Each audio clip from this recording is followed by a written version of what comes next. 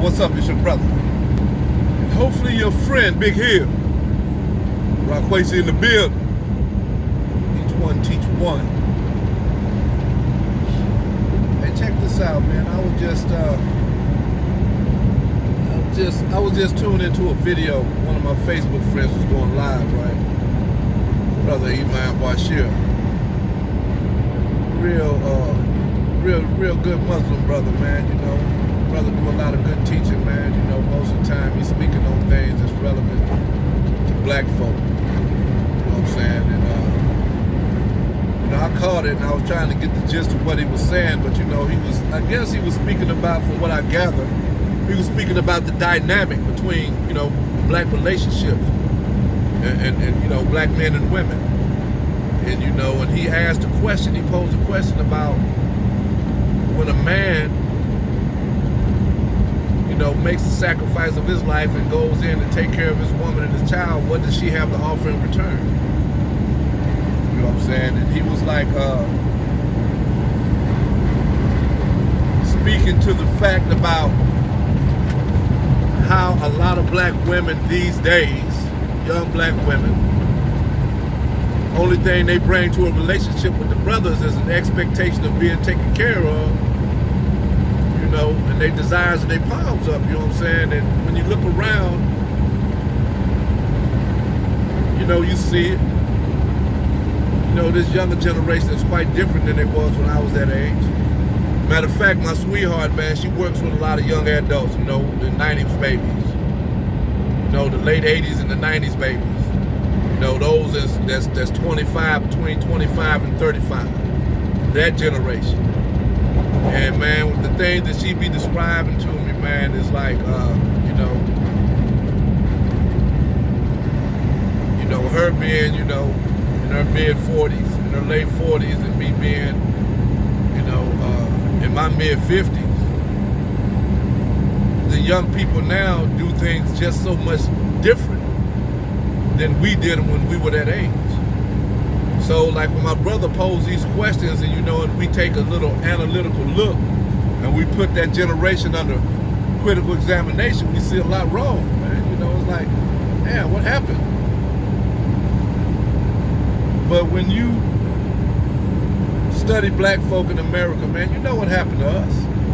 You know, I've always said that the 60s and the 70s babies were the last generation, and maybe up to 1985. I guess I can add them. The first decade of the 80s. Those born in the 60s, 70s, and in the first decade, the first half of the 1980s, were the last generation of black folk born to people, you know, who had it together. We basically had it together as a people. Yeah, we struggled, but it's like the substance of who we were then. And what those elders, those, you know, we were born to people who came up in America in the 30s, 40s, and 50s. So, you know, we were given certain things and passed along certain things. The cultural transmission of certain things that was black culture was substantial. It was like, it kept us. And those things haven't been passed down now. And I understand why. You know, it was that crack era. The crack craze of the 1980s. You know, when they hit us with that, man, that ripped the fiber out of whatever cultural transmission that we had going on. Because what did you have? You had my generation, the first generation, the 60s babies. We were the ones in our 20s. You know, if we wasn't strung out on the dope, we were going to jail for long periods of time for the dope, or we were being murdered and dying because of the dope. Getting in the dope game, getting shot down for owing people money. Because they introduced that dope with automatic weapons into our communities, man, and you know, it had a toll. So when I look at these 90 babies, then you also got to realize that in the 90s, a lot of crack babies were being born. And that has a lot to do with the psychosis of these 30-year-olds and late 20s, and that generation between 25 and 30. You have to factor that in when it comes to the consciousness and the psychosis of this generation of our people. But when I look at the failure and what's wrong with that generation, I have to take responsibility of my generation. We fumbled the ball because it was my generation. In the 60s and the 70s, babies, we were the ones that were supposed to transmit the culture and all the things valuable about black culture to our babies so they could transmit it to the millennials who are now 20 years, 20, 18, 19, 20, 21. These babies being born around 98 to 2001, 2002. So that was the failure of my generation. So, you know, when I see what's going on, you know, I have to draw the conclusion that we fumbled the ball. But the thing about it is we're still around. So we still have to teach these young adults how to properly do things that we clearly see that wasn't transmitted to them. Like, for instance, the rearing of children. Man, they ain't raising these babies right out here these days, man. For the most part, there's some that are. But I give you an example. Like yesterday, we come out the house, we going to dinner, and going to see a movie or whatever. And I look out, I see a lot of kids playing, you know. And so I see this one young fella, look like he might have been about 5 or 6 years old. He out there on his little scooter or skateboard or whatever it was. And his shoes are untied.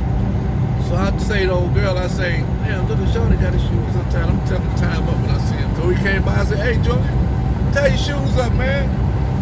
I said, you know how to tie them? He's like, yeah. I said, tie them up before you hurt yourself.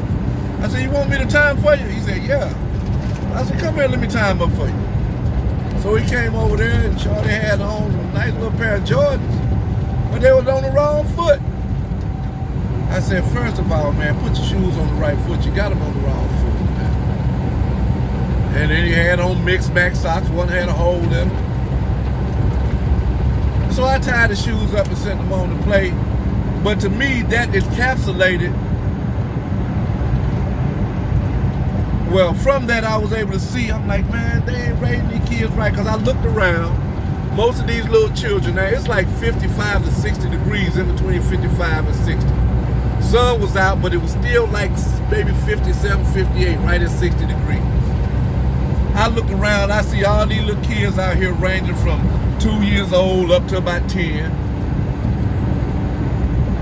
with t-shirts on, no sweaters. Some of them had jackets, some of them don't. So I'm saying to myself, I'm like, man, who's sending these babies out the house improperly dressed for this type of weather? And you know, when you get to the end of spring, to the beginning of spring, right at the end of winter, that's the flu, when you're more susceptible to colds. You know in the wintertime when the sun come out, that don't mean run outside like it's summertime. And then I'm listening to the kids, half of them coughing and wheezing. But you know, kids don't care. When I was little, you know, they had to tell us that it was too hot. It's too hot, sit down. Or it's too cold, come in the house. Put your jacket on. These were the things that the generation above us took care of us. You know, when I was little, I just couldn't hit the door and jump up and run outside. I had to report to my dad or one of my aunts to find out, am I dressed right? What else I need to? I just couldn't go put on my clothes and hit the door. But you know, these days, Uncle Jimmy come over, Uncle Jimmy come over there with a bag of weed and a bottle. You know what I'm saying? And she telling Junior, man, go outside and play while Uncle Jimmy over here. And little kid, he trying to grab his stuff and hit the door before she changed her mind because you probably don't let her play. And I say she because 70% of our household, a single parent, mother household, ran by a single mother. So, you know, I look at all that, I was like, man, ooh-wee. I was like, these young folk, these young adults, they don't know because we dropped the ball. We didn't properly transmit our cultural values to them. We're not having workshops in our communities. That's why I say we need to have workshops with volunteers, you know, that's willing to teach these kids, man. Teach these young adults, these children the right way to do things. Because when you look around, man, I don't know, man. You can't tell me when you look around. If you my age and you in your 40s You can't tell me you look around and you see what's going on with our young adults and our youth and you say that's the same type of shit that we was doing when we came up. It's so much different. I don't even want to call it good or bad. I'm just going to say it's different. It seems like to me there's something lacking in the rearing of children and the psychosis of these young adults and how they think. But anyway, I didn't want this to turn into a rant, man. I was just listening to the brother discuss these things, you know. And I wanted to make my little video and chime in and put it out there, man. And I said all that to say this, you know, and I'm gonna say this again, man. We dropped the ball. My generation dropped the ball with the young back in the 80s. Because when I see the failure of the generation below me, I see my failure of my generation. I got to step up and take responsibility for that. But there's a lot of us that done got our shit together. So I say to us, those of us that's like me who's fucked up back then and done got their shit together and been together for quite a while, that we still have to teach that generation because we wasn't teaching them then and they don't know. You can't teach what you don't know. If the cultural value and the lesson hadn't been passed down from one generation to the other, it's incumbent upon that generation that's still here to still teach. But the thing about it is you have to look for a window of opportunity because you don't want to waste your time and energy trying to teach something to somebody who think they know it all and don't want to learn or going to take an offense to you trying to pass on something that you see is wrong. You know, that don't tell me how to raise my kid bullshit that most people want to open their mouth and spit when you try to tell them something that's for their own good and their child's benefit. You know, we still around, so we still have to pass on. That what we know when we clearly see is wrong and we know the right way to do it, we have to still teach them. And it has to be done out of love. You know what I'm saying? It can't be done with the accusation, accusatory finger. It can't be done, you know, with a condemnatory tone. It has to be done for love because it's only love, man, that's going to enable you to go into that type of darkness and ignorance and bring the light, knowledge, wisdom, and understanding that you have to bear on the situation that you're trying to solve. So that's just the way I see it, man. You know, we still got to reach out when we see a window of opportunity. That's what I do.